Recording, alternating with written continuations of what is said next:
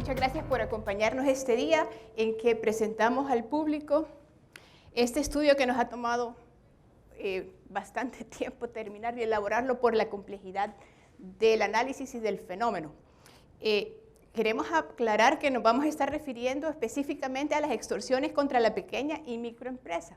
Las extorsiones afectan a otro montón de sectores, pero cada uno tiene sus particularidades específicas que hay que entenderlas cada una por separado para poderlas atacar eficazmente. Ahorita queremos enfocarnos en las MIPES.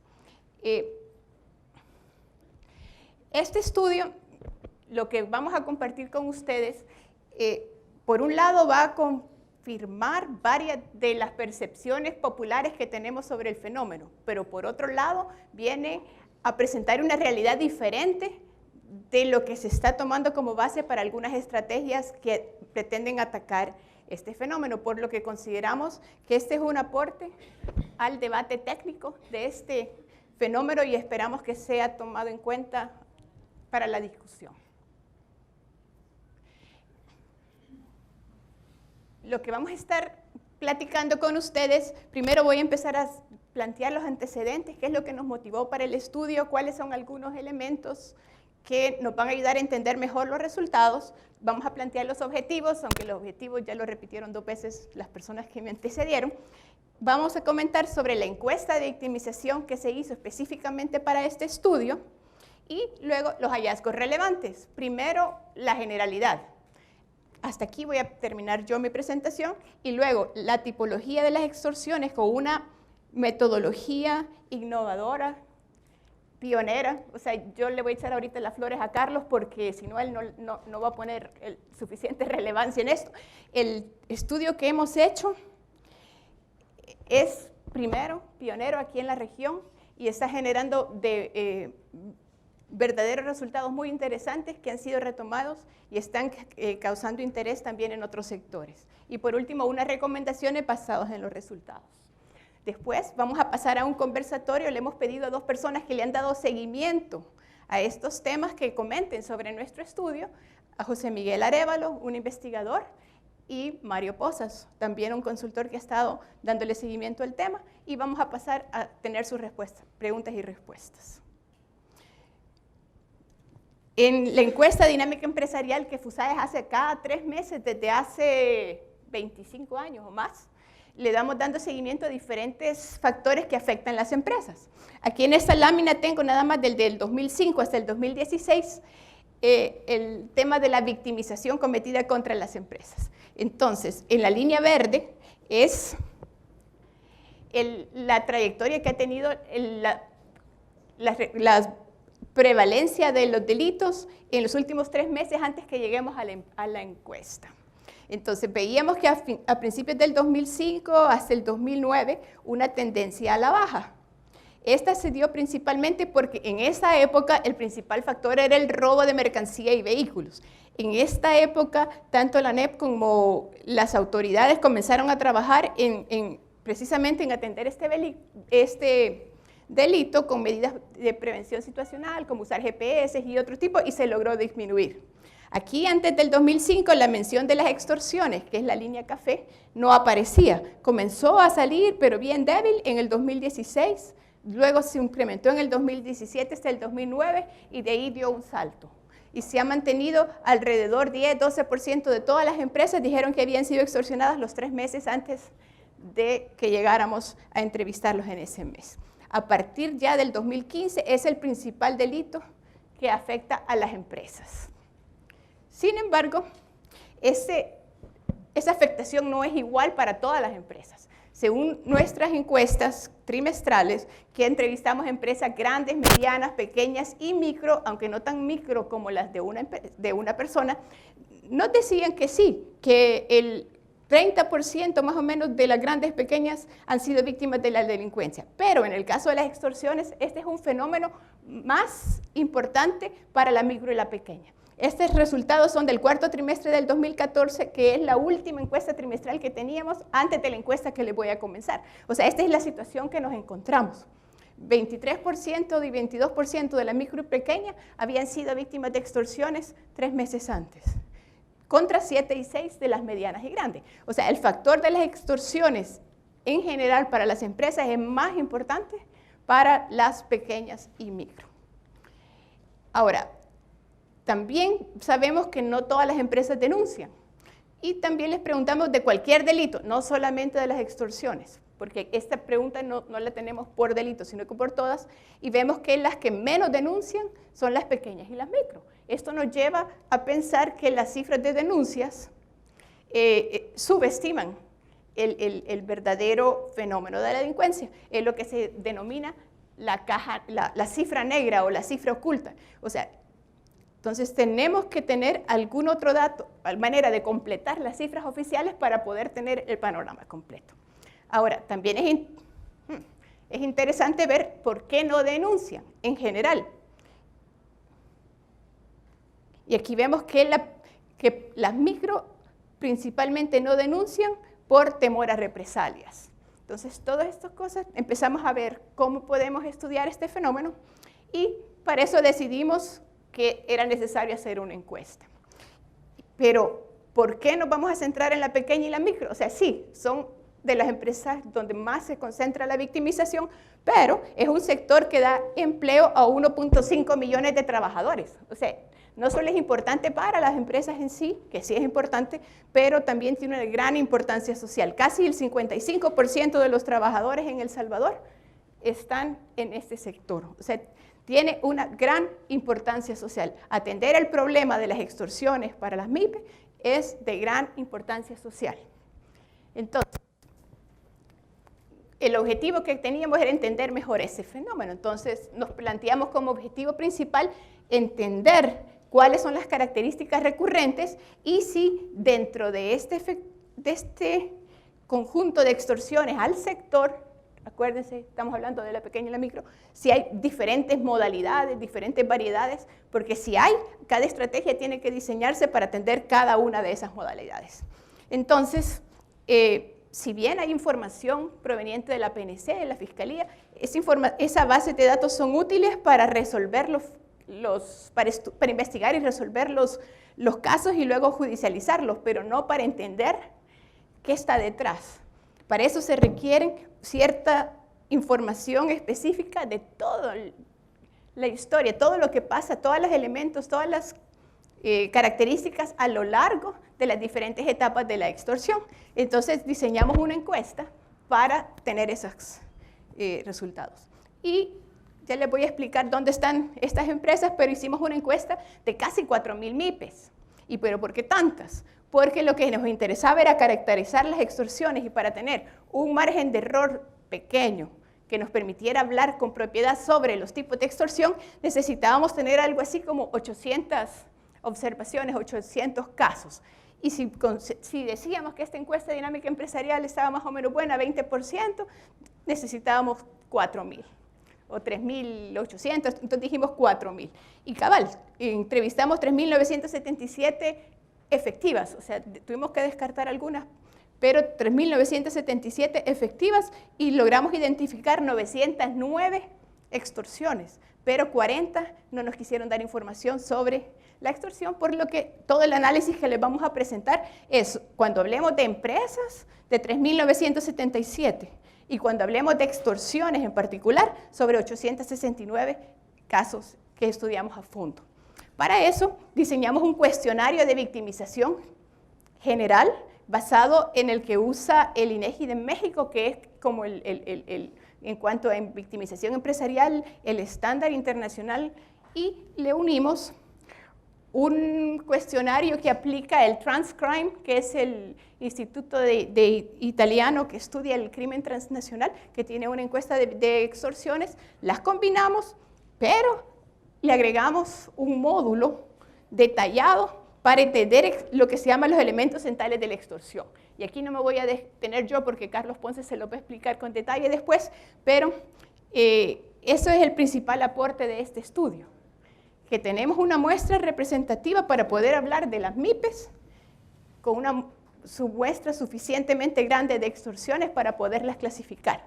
y que tiene no solamente para decir si fueron víctimas o no, sino que para entenderlos, basado en un módulo súper detallado que nos permite tomar en su conjunto todas esas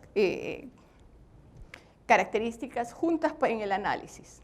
La encuesta también la hicimos en febrero y marzo del año pasado, en 2015, y fue providencial. Nosotros no lo planeamos así, hasta entonces estuvimos listos para subir al campo, pero al haberlo hecho nos quedó justo antes de la aprobación de la ley especial contra el delito de extorsión que se aprobó en marzo del 2015, o que entró en vigencia en marzo del 2015, por lo que estos resultados son una línea base para poder empezar a medir en el tiempo la eficacia de esa ley. Entonces, ¿dónde están? Nosotros fuimos a los 14 departamentos, quisimos usar, si hubiéramos hecho una muestra proporcional al número de empresas en cada uno de los municipios, se nos hubieran concentrado todas las observaciones en el área metropolitana, Santa Ana y San Miguel. Entonces tomamos la decisión de hacer un muestra estratificado por estos sectores y podemos hablar de que nuestros resultados son representativos a nivel nacional.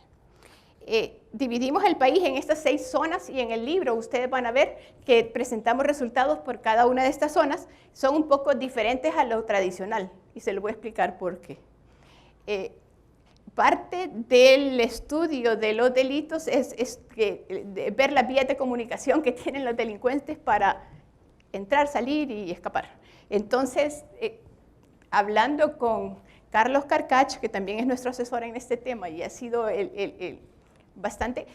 definimos que en estas zonas podíamos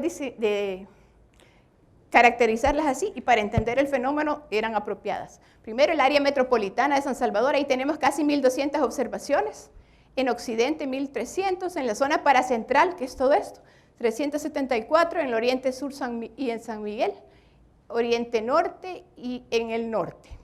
Quiero que miren norte, cuando llamamos norte o norte-occidente, es toda esta zona, nororiente, aquí viene la Panamericana básicamente, divide para arriba y para abajo y tomando vías de comunicación entre los diferentes municipios. En el área metropolitana de San Salvador está el 27% de la población, pero ahí se concentra el 43% de las MIPES.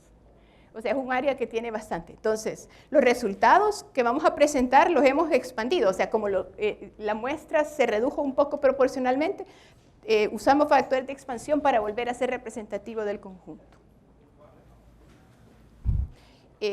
No seleccionamos estratos por tamaño dentro de las MIPE, pues, ni por sector, pero esto es lo que la muestra nos resultó.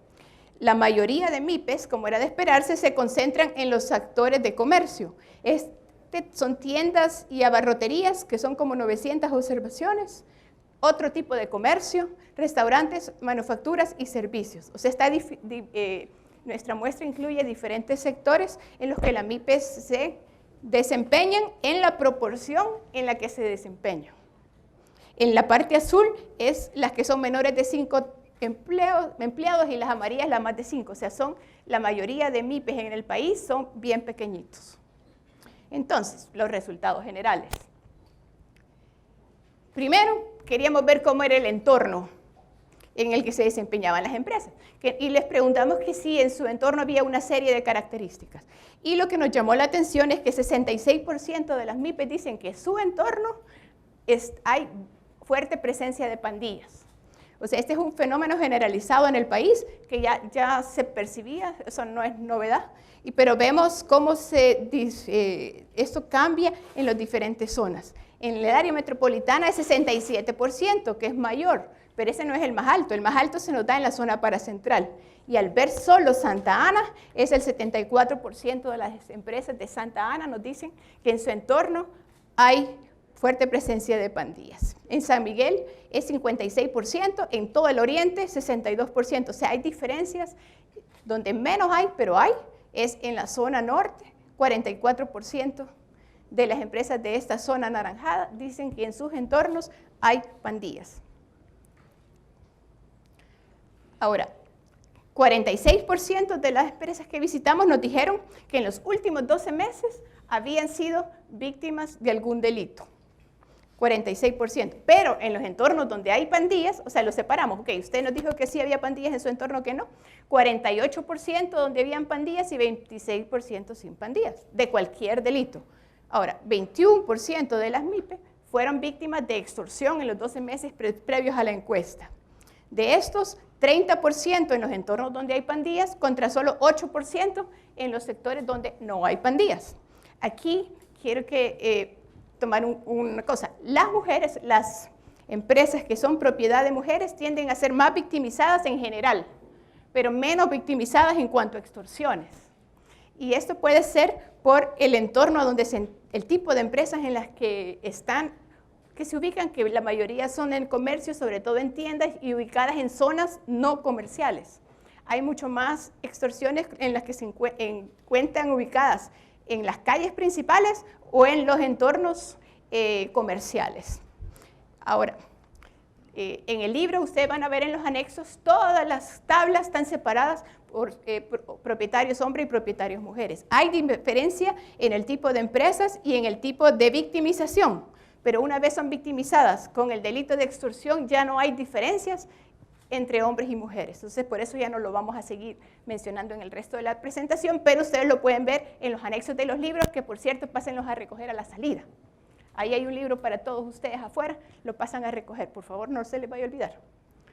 Ahora, lo que vimos también es que las extorsiones afectan la economía, la actividad de las empresas, y la afectan aún sin que las empresas hayan sido víctimas.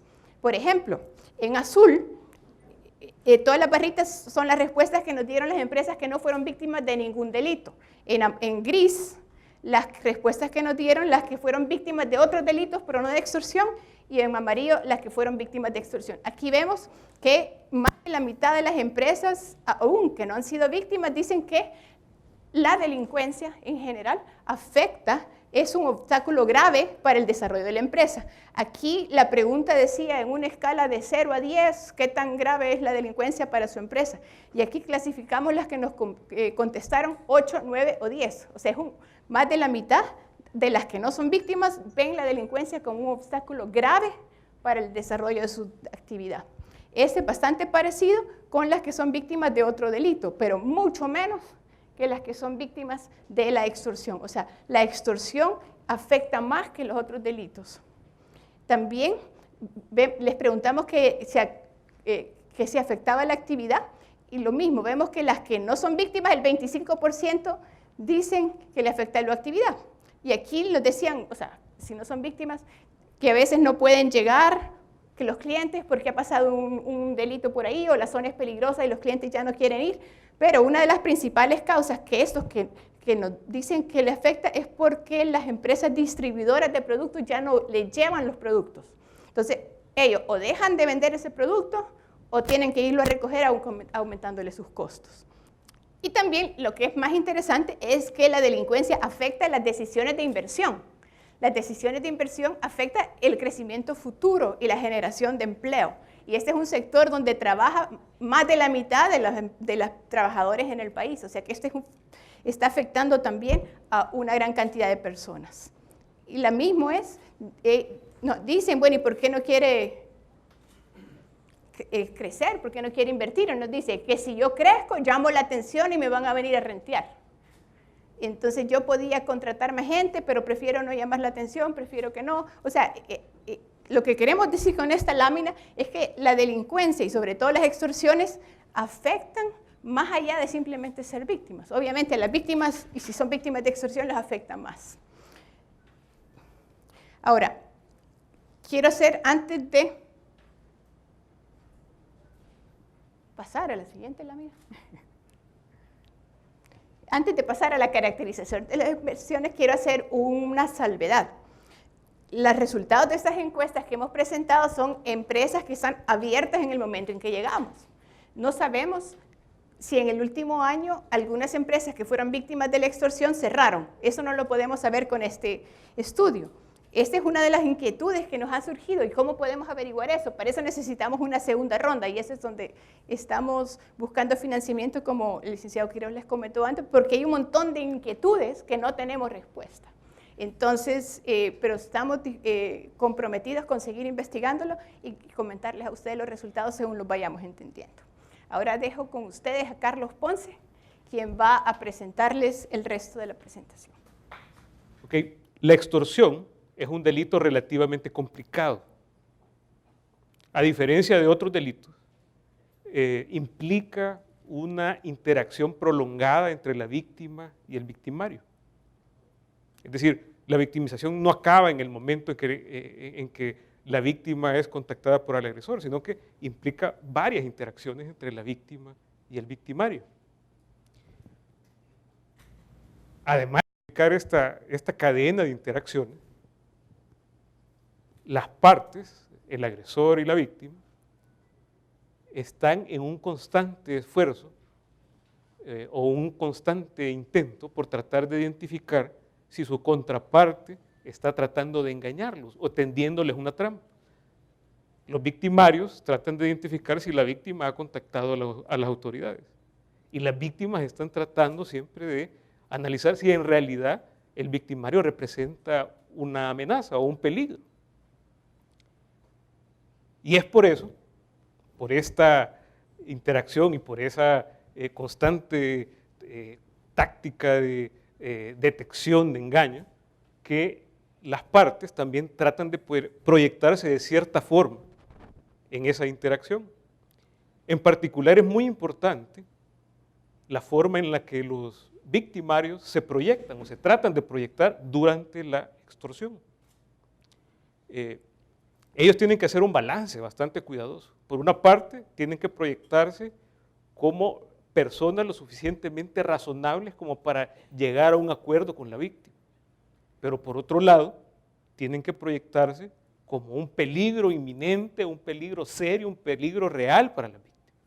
Tienen que hacer ese balance cuidadoso en sus interacciones con la víctima.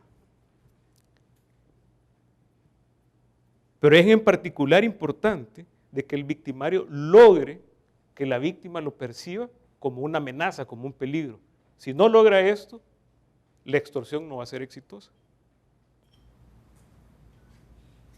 Ahora, esto varía de delincuente a delincuente.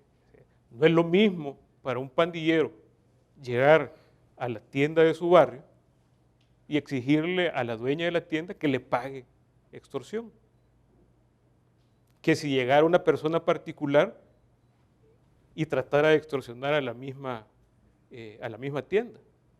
Por supuesto que para el pandillero va a ser mucho más fácil. Los que no son pandilleros tienen que ejecutar la extorsión de forma diferente para que la víctima los perciba como una amenaza real, como un peligro real. Entonces, los dos tipos de delincuentes, los dos tipos de extorsionistas, estos dos tipos de extorsionistas tienen que ejecutar la extorsión de forma diferente y por lo tanto la forma en la que los elementos centrales de la extorsión en ambos casos son diferentes. Las extorsiones o los elementos centrales de la extorsión son 5 principalmente. Los contactos entre la víctima y el victimario, las amenazas, las acciones de presión, las exigencias y los pagos. En estos dos tipos de extorsión, estos elementos centrales varían. La literatura sobre extorsiones reconoce estas diferencias. Por ejemplo, hace la diferencia entre las extorsiones que son cometidas por grupos organizados y las que son cometidas por criminales oportunistas. Reconoce las diferencias entre las extorsiones que son parte de un patrón sistemático y las que son casuales, las que son únicas. También reconoce la diferencia entre las extorsiones que son planificadas y las que son aleatorias. Y reconociendo la diferencia, señala la literatura las diferentes formas que esto afecta la ejecución de las extorsiones. Y eso es precisamente lo que tratamos de investigar en esta investigación. ¿Cuál tipo de extorsión es la más prevalente, la que con más frecuencia se da en la micro y pequeña empresa. Para eso, cada uno de estos elementos centrales de la extorsión, o se analizaron diferentes aspectos de estos elementos centrales. Se crearon 66 variables que tienen que ver con estos elementos centrales, utilizando la información recolectada a través de la encuesta de victimización. Estos datos se analizaron a través de una técnica o de un procedimiento estadístico que comúnmente, o que se encuentra con bastante frecuencia en la literatura criminológica, en la que se desarrollan perfiles delincuenciales para homicidas, perfiles delincuenciales para violadores. Esta es la primera vez que se va a ocupar para analizar el delito de extorsión. La técnica se llama escalado multidimensional. El nombre lo hace sonar lo más complicado de lo que en realidad es. Déjenme tratárselo de explicar. Estoy seguro que todos aquí en el salón recuerdan su tiempo en escuela. Estoy segurísimo que todos recuerdan en especial el patio de sus escuelas durante los recreos. Entonces trasladémonos al patio de las escuelas durante el recreo. Si ustedes recuerdan, durante los recreos, en el patio de la escuela, era muy evidente los diferentes grupos de estudiantes que se aglomeraban en diferentes áreas del patio según sus intereses. Por un lado, en un lado del patio podríamos ver a los alumnos que les gustaba el deporte, todos reunidos. En otra parte del patio quizás a los estudiantes o a los alumnos más estudiosos. Entonces, los diferentes estudiantes se aglomeraban en diferentes puntos del patio. Ahora imagínense que nos elevamos en el patio de sus escuelas durante un recreo y vemos a los estudiantes desde arriba.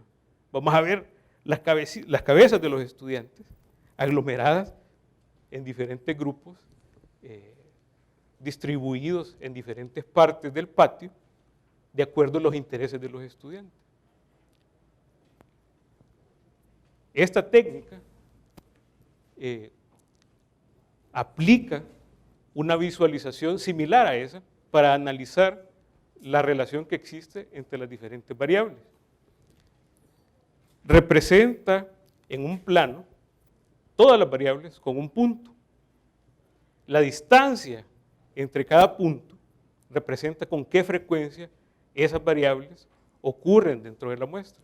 Entonces, las variables que ocurren con bastante frecuencia juntas están bien cerca en el plano, como estos dos puntos azules. Las que no ocurren con mucha frecuencia juntas tienen una gran distancia entre sí, como los puntos azules con el punto rojo. Además de eso, la representación gráfica ubica en el centro del plano todos los puntos o todas las variables que son mucho más frecuentes y va distribuyendo las que son menos frecuentes en círculos concéntricos que van avanzando hacia el exterior del gráfico. Ahora aplicamos esta técnica para analizar esas 66 variables que les mencionaba anteriormente y obtuvimos esto. Cada punto representa una variable que tiene que ver con esos componentes centrales de la extorsión que les mencioné anteriormente. Estas azules del centro son las variables de alta frecuencia, las variables que están presentes en 50% o más de los casos de extorsión reportados a través de la encuesta. Las rojas son las que están presentes entre el 30 y 49% de los casos, las verdes son las que están presentes entre el 10 y el 29% de los casos, y las que están en color naranja, amarillo, son las que están presentes en menos del 10% de los casos.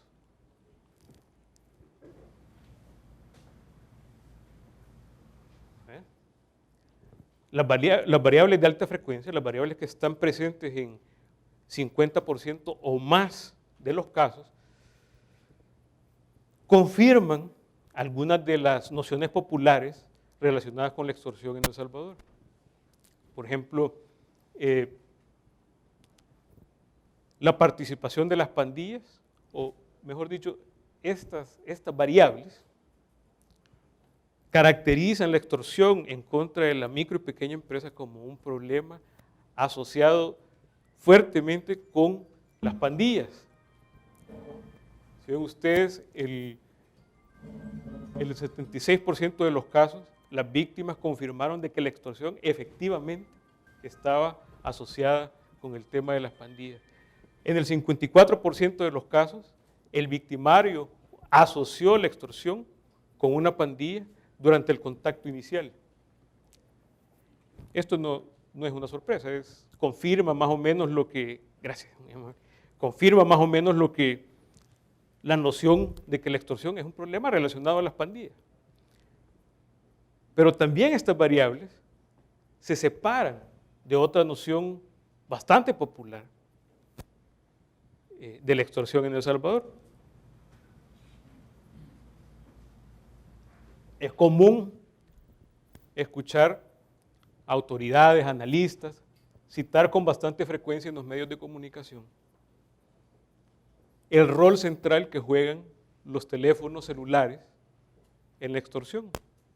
Sin embargo, esta encuesta revela de que en el caso de la micro y pequeña empresa, el rol del teléfono celular no es tan importante. ¿Por qué? Porque la mayoría de contactos son personales. Incluso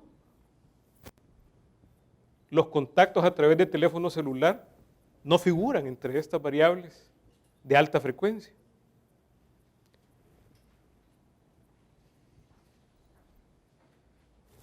Las demás variables confirman esto.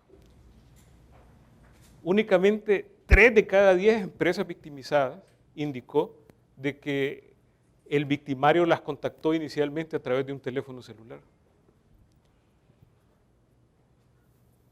46% de las empresas que fueron victimizadas dicen o señalaron de que el pago de la extorsión los victimarios lo llegaron a recolectar personalmente en el negocio. O sea, pues, consistente con ese contacto directo personal entre la víctima y el victimario que sugiere el contacto inicial de las variables de alta frecuencia.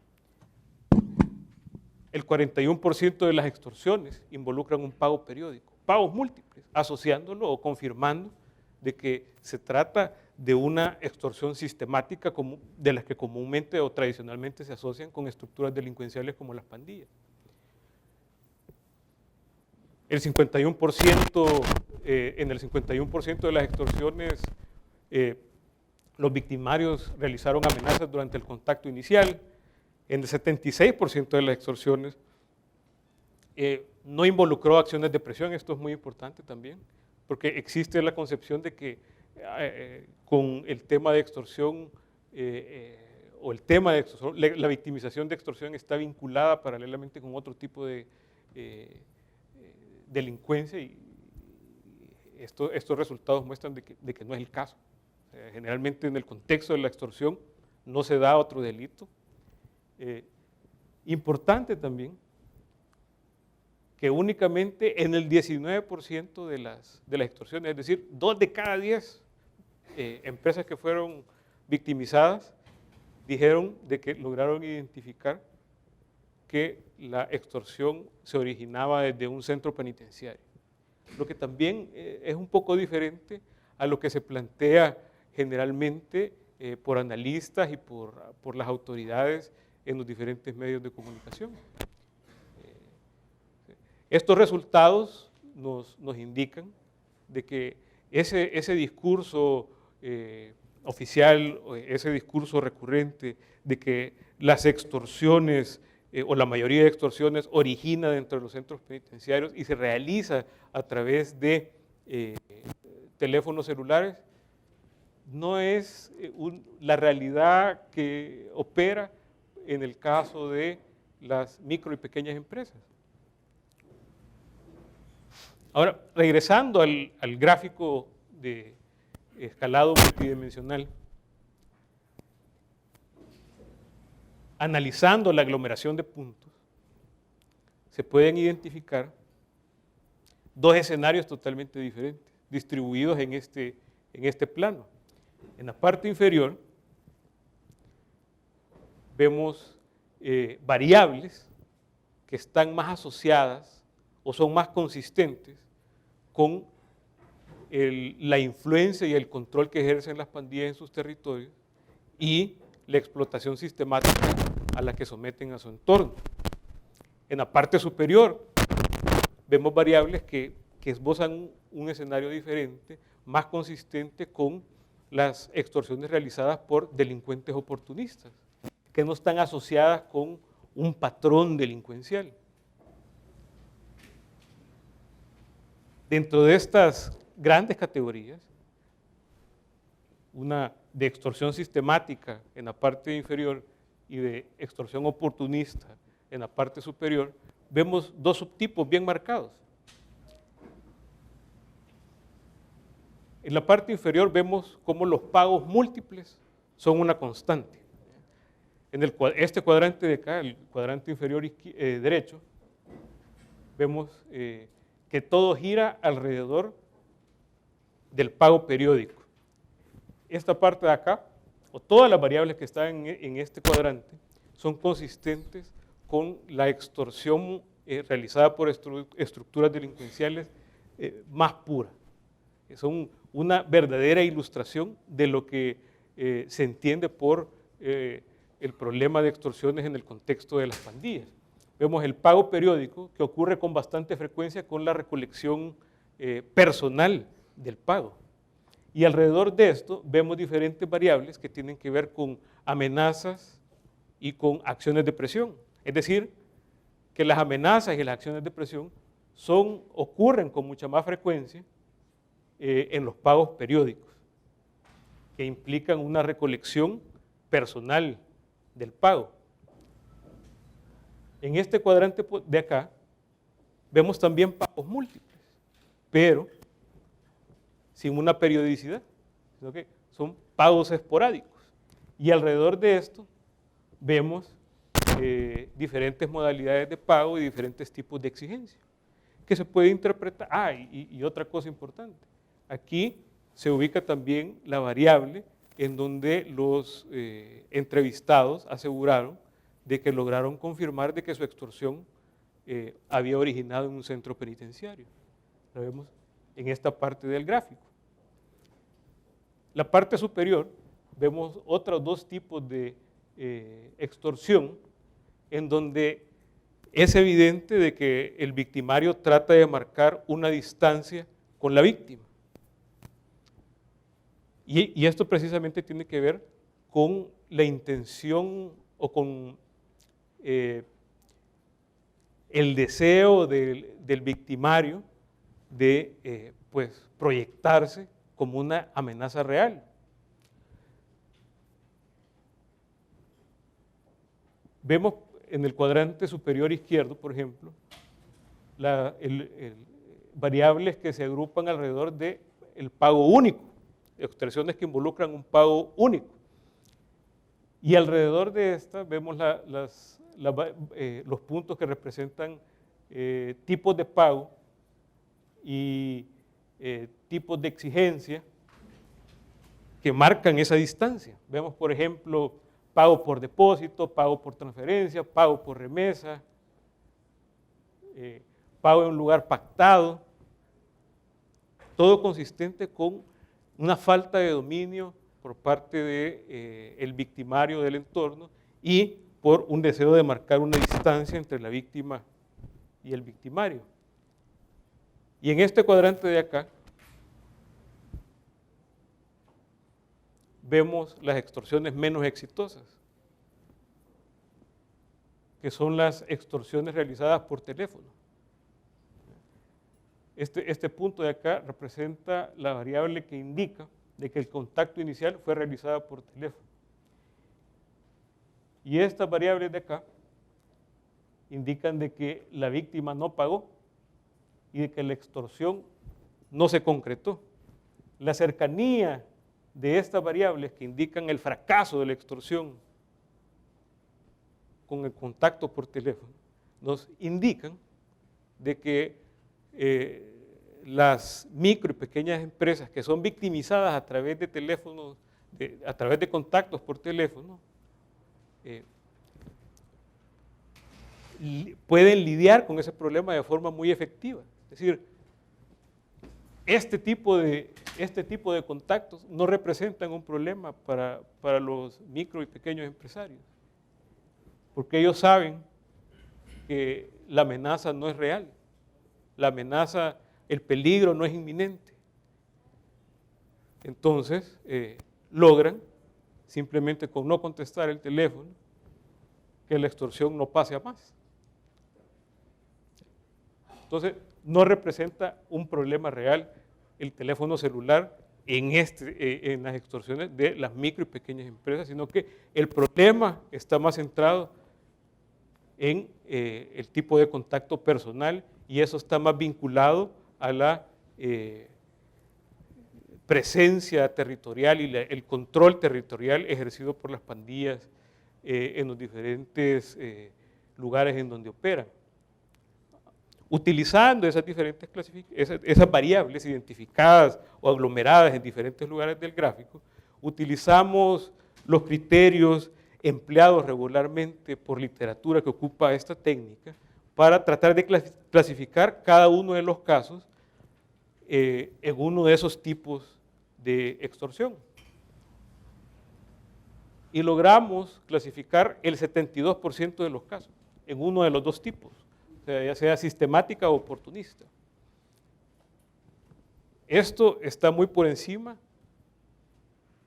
de otros estudios. Generalmente los estudios que ocupan este tipo de técnica, el estándar es 62% de éxito para lograr clasificar los casos de la muestra en uno de los tipos de delitos identificados a través del procedimiento. Nosotros estamos 10% arriba del estándar. O sea, la representación gráfica y las variables utilizadas son bastante fieles a la realidad. Dentro de esta clasificación es evidente que la mayoría de extorsiones cometidas en contra de la micro y pequeña empresa son extorsiones sistemáticas, y las extorsiones oportunistas únicamente representan el 12.6%. Tomando esa clasificación, analizamos diferentes variables contenidas en la encuesta y observamos diferencias entre los diferentes tipos de extorsión. Por ejemplo, las extorsiones oportunistas tienden más a involucrar contactos por teléfono, ¿sí?, consistente con lo que veníamos mencionando anteriormente. Este tipo de extorsiones realmente no representan una amenaza para las empresas. Los micro y pequeños empresarios no perciben como un peligro inminente los contactos por teléfono y los ubican como una extorsión oportunista. Las extorsiones sistemáticas no involucran con tanta frecuencia el uso del teléfono celular. Involucran un contacto mucho más personal. Si vemos aquí, por ejemplo, el 64% de las extorsiones que fueron clasificadas como sistemáticas involucraron un contacto inicial personal de frente entre el victimario y la víctima. Y no solo eso, sino que las siguientes interacciones también fueron directas y personales. El 69% de las empresas que fueron victimizadas a través de una extorsión sistemática reportaron de que el victimario llegó al negocio a recolectar personalmente la extorsión. Únicamente el 18% de las extorsiones oportunistas tuvieron este tipo de recolección.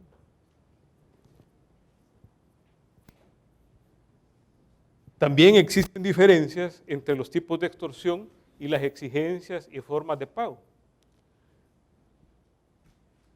Las extorsiones sistemáticas tendieron más a involucrar una exigencia de efectivo, de dinero en efectivo. Las oportunistas menos. Y esto también tiene que ver con ese deseo o esa intención de tratar de crear una distancia entre la víctima y el victimario. En las extorsiones oportunistas.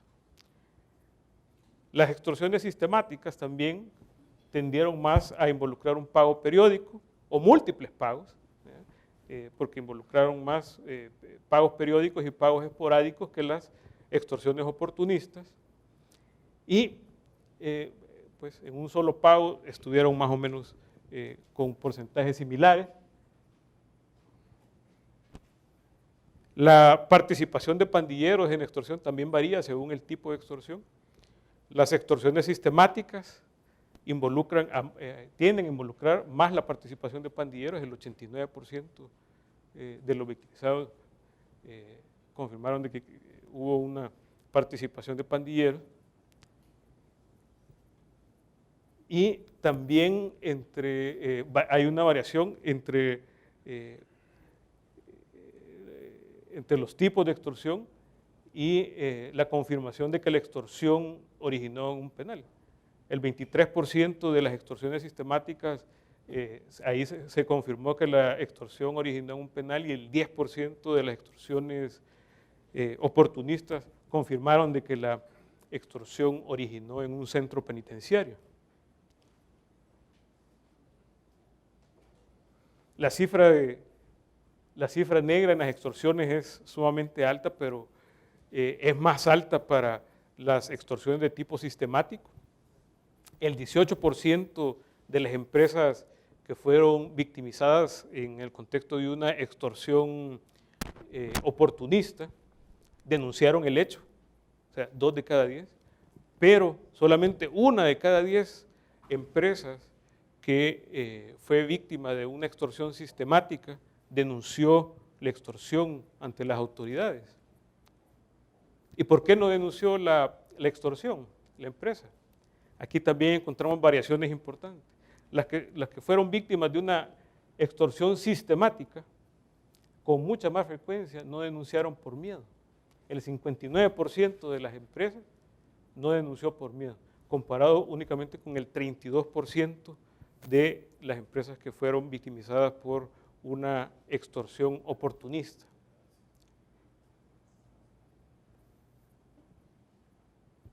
Resumiendo todo esto que hemos venido discutiendo, las extorsiones más frecuentes en la micro y pequeña empresa son extorsiones de tipo sistemático, son parte de un patrón de explotación sistemático de las pandillas a su entorno. Los contactos personales son frecuentes entre la víctima y el victimario, los pagos tienden a ser periódicos, las amenazas, y estos tienden a estar involucrados con amenazas y acciones de presión en este tipo de extorsión. También existen pagos esporádicos, es decir, este tipo de extorsión involucra múltiples pagos. Diferentes escenarios se esboza para las extorsiones oportunistas, que únicamente representan el 13% de los casos. Aquí existe una falta de contacto personal entre la víctima y el victimario, se favorecen medios que facilitan el anonimato y exigencias y entregas de pago que no involucran un contacto personal. Este tipo de extorsiones aprovecha las condiciones generadas por la extorsión sistemática para desarrollarse. Ahora, después de todos estos resultados nos llevan a formular ciertas recomendaciones. La primera recomendación que tenemos, o derivada de este estudio, es ampliar el enfoque de la estrategia preventiva para disminuir las extorsiones en contra de la MIPE. La principal estrategia oficial para atacar el problema de extorsiones está basada en el rol central o la noción de que del rol central que juega o que supuestamente juega los teléfonos celulares en extorsión. Este no es el caso para la extorsión de la micro y pequeña empresa. Esa estrategia oficial ataca ciertas extorsiones, pero no esta. Se debe de ampliar para que logre atacar este tipo de extorsión en donde el teléfono celular no es el principal problema.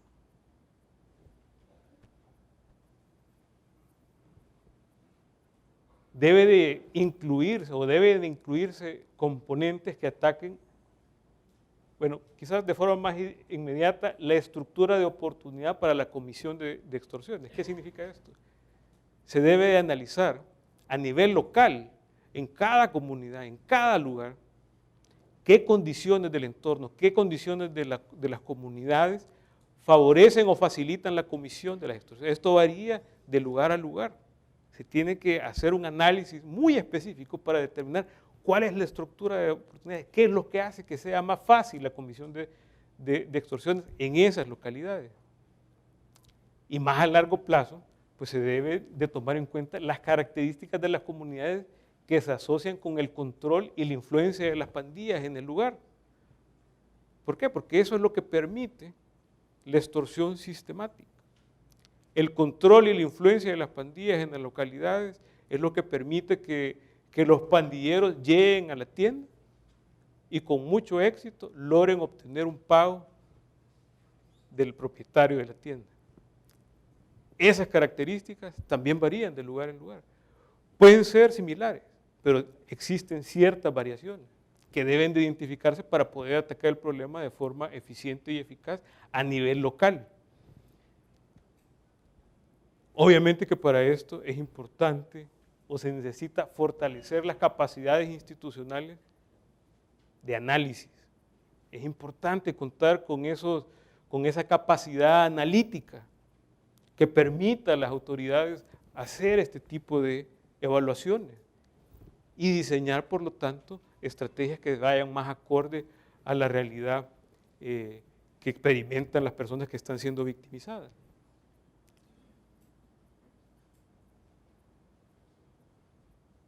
Lo que revela este encuentro, los resultados de esta encuesta, lo que revelan es que es necesario realizar este tipo de investigaciones para complementar la información que tienen las autoridades. La cifra negra es grande y revela, y por lo tanto las cifras oficiales revelan solamente una parte muy pequeña de la realidad que se vive en el país. Es necesario realizar este tipo de ejercicios con bastante frecuencia para lograr complementar el resto del panorama y que las autoridades tengan información suficiente como para desarrollar, para formular, para implementar estrategias que realmente sean efectivas para atacar el problema.